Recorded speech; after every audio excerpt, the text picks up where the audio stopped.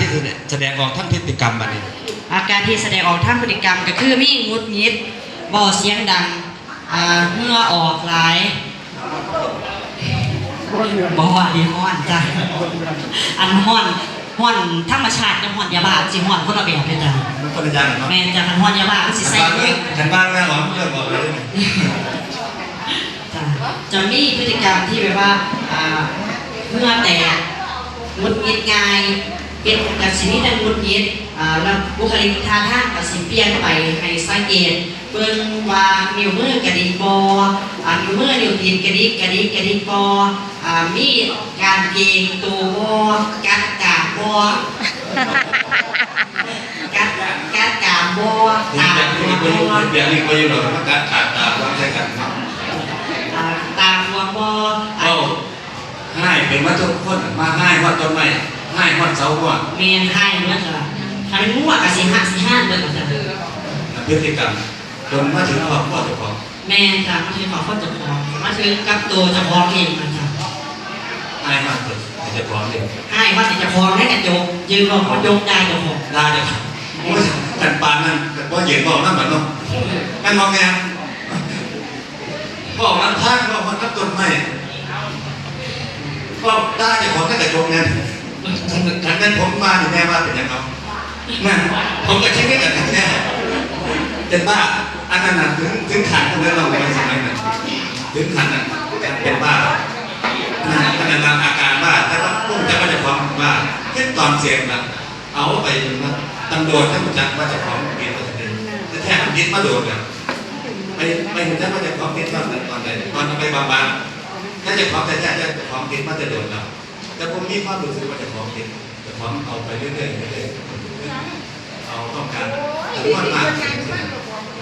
นั่นนะทุกอย่างว่าอาการเป็นยังไงเนี่ยประเทศเป็นว่าไปว่าจ้าเขาจะขออาการบอกกระจกบอกผู้เดียวกระจกบอกย่าจะของแล้วก็ผีสางนั่นใหม่พญานาคบอกว่าพญานาคกับมาพญานาคกับมาผีกับมาพระอินทร์ไส้มากตะวันนั่นเขาเปิดบ้านไอ้ตะวันเลยเนาะ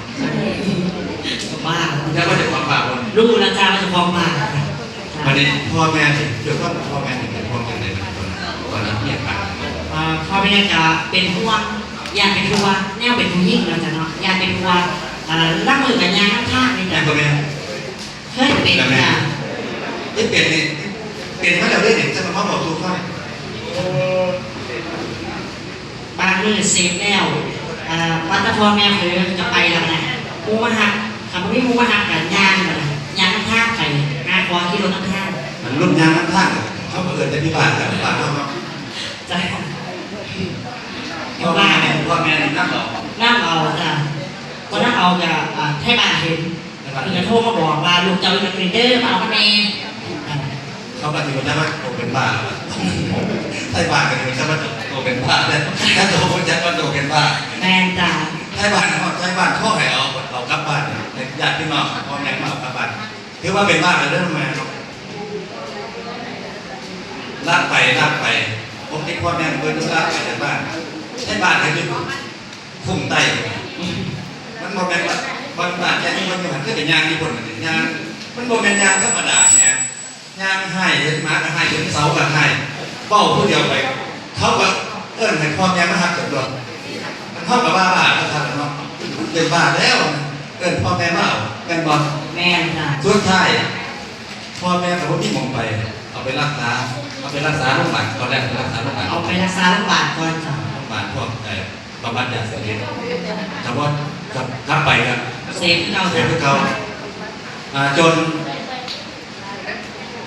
พ่อแม่กับแม่ข้าไปที่พ่อจอนนี่ก็ฝากเอาไปฝากจอนนี่ก็ฝากอยู่บนอยู่ที่บุญเพื่อที่บุญมั่งสาหัสอายุกันนี่ตอนอายุกับจอนนี่กับกำลังสิดีขึ้นช่วงกำลังดีขึ้นตอนนั้นรักนี้เราผู้ใดไปรักผู้ใดไปรักผู้บ่าวไปหาผู้บ่าวเนี่ยมันเป็นยังไงขึ้นไปครับมันเกษียณขึ้นกันอยู่เกษียณกันจะอยู่วันไหนจะบอกว่านะครับประมาณตีนึงรักนี้จะเป็นพันเองช่วงนั้นเนี่ยแม่ได้แสดงนิ้วชิดเพ เพศคือสองเพศคนระดับหน้าตาพวกที่หายแบบสูงกว่าผมได้ครับแม่มายืนเทียบกันสูงกว่าผมสูง174หน้าสูง175สูงกว่าผมคันนั้นง้อก้อยกับท่านเทศเลยไปไม่บอกเขาไปให้ท่านแต่อันนี้ให้ท่านพอได้มันเป็นประหารมั้งมันบอก แม่จ้ะ มันบอกนายกท่านรุ่นนี้เข้าไปให้ท่านแบบแสดงว่าก้อยมาจริงๆเป็นท่านแต่ว่าไอ้บอลพอท่านก็ก้อยก็มาคือรุ่นใหญ่ท่านรุ่นจิ๊บว่าพ่อแม่ท่านเราไปผ่านวันนี้เขาแบบรุ่นเอาเวทท่านเด้อเอาไปประกวดหน้างานคือแม่เป็นว่าเขาสิว่าเอาไปประกวดตอนนี้ยังมาโครงงานมันเลยมาเบิ่งยังไงครับท่านตาขวางใส่คนนั้นเพื่อไปครับยำแกใส่เขาร้อยแต่เป็นคนแบบนั้นแค่นั้นงานบอกเฮ้ยลงรุ่นเลยคนนั้นน้องเป็นคนที่เอาหนิก็มีโอกาสในทุกวันก็เป็นมาแล้วก็สินั่นก็ไม่มาแสดงนะครับก็มีเป็นมาแล้วแล้วก็ไปรักษาไปยังไงจำได้ครับว่าผมเห็นครับว่าแล้วผมถามว่าเศร้าไปกับเศร้าแล้วเอาไปนั่งเอาไปชมพี่น้องข้างไปพี่น้องเบิ่งไปแทบประสบการณ์พี่น้องเบิ่งจังว่านั่งกันเลยครับมาที่แรกบ้านหมอลำคนละคณะ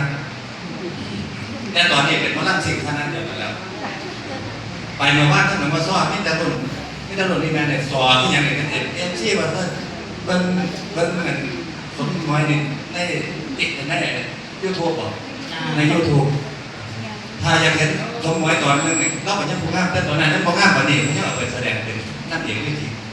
เป็นแสดงเป็นยังก่อนเป็นนักเอก นักเอกนะเป็นนักเอกเนี่ยบทยังบทพิบาลบทเป็นบทบ้านะซึ่งเนี่ยเพลงไทยไอ้สิ่งตัวซัมปูไอ้สิ่งตัวซัมปูกูเรียนกับดีมิวสิก